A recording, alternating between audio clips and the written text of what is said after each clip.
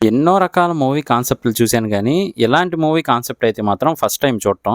కాకపోతే మాత్రం first half ఎంత ల్యాగ్ కావాలో అంత ల్యాగ్ అయితే ఉంటదనమాట.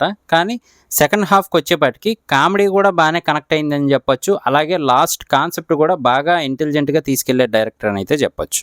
ఇక స్టోరీ ఫుల్ రివ్యూలోకెళ్ళే ముందు కొత్తగా మన ఛానల్ చూస్తే గనుక ప్లీజ్ సబ్స్క్రైబ్ చేసుకోండి. And welcome to the review of the movie Sundarakanda. నేను థియేటర్‌లో ఈ మూవీ చూడలేదు గానీ, ఓటీటీలో అయితే చూశాననమాట. జియో హాట్‌స్టార్‌లో అవైలబుల్‌గా ఉంది. ఇక స్టోరీ విషయానికొస్తే గనక మన హీరోకి ఏజ్ బార్ అయిపోతున్నా గానీ పెళ్ళైతే అవ్వదనమాట. ఎంతలా అంటే గనక తనతో పాటు చదివిన వాళ్ళ ఫ్రెండ్స్ ఎవరైతే ఉన్నారో వాళ్ళ పిల్లలకు కూడా పెళ్ళిళ్ళు చేసేయడానికి రెడీ అయిపోతారు. అంత ఏజ్ వచ్చినప్పటికీ ఈయనకి ఇంకా పెళ్ళవ్వదు. మెయిన్ రీజన్ ఏంటి అంటే గనక ఆయన ఒక 5 క్వాలిటీస్ అయితే చూస్తాడనమాట ఏ అమ్మాయిలో అయినా. ఆ 5 క్వాలిటీస్ కూడా చిన్నతనంలో అంటే స్కూల్ చదువుతున్న టైంలో తనతో చదివే అమ్మాయిని చూసి ఇలాంటి క్వాలిటీస్ కావాలి నాకు కాబోయే భార్యలో అనుకుంటాడనమాట. మరి ఆ 5 క్వాలిటీస్ ఉన్న అమ్మాయి దొరికిందా? దొరికితే తను ఎవరు అనేదంతా కూడా మనకి ఫస్ట్ హాఫ్‌లో చూపిస్తారు.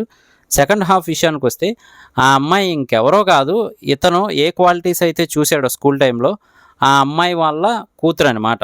మరి ఆ నిజం బయటపడ్డాక మొత్తానికి పెళ్ళి అయిందా లేదా? మరి ఆ అమ్మాయికి తనతో పాటు చదివిన వాడే తన కూతుర్ని పెళ్లి చేసుకుంటాడంటే ఓకే చెప్పిందా లేదా? ఇదంతా కూడా స్టోరీగా తీసుకెళ్లారు. కానీ ల్యాగ్ ఎక్కువ ఉంటుంది. సత్య గారి కామెడీ దాన్ని కవర్ చేస్తుందని చెప్పొచ్చు. అలాగే నారా రోహిత్ గారి యాక్టింగ్ కూడా ఇందులో బాగుంది. అలాగే మనకి ఇందులో ఎమోషనల్‌గాను చూపించారు. లవ్ ఉంది, కామెడీ ఉంది. కాకపోతే కొంచెం ల్యాగీగా ఉంటుంది గానీ ఓవరాల్‌గా అయితే మాత్రం వన్ టైమ్ వాచబుల్.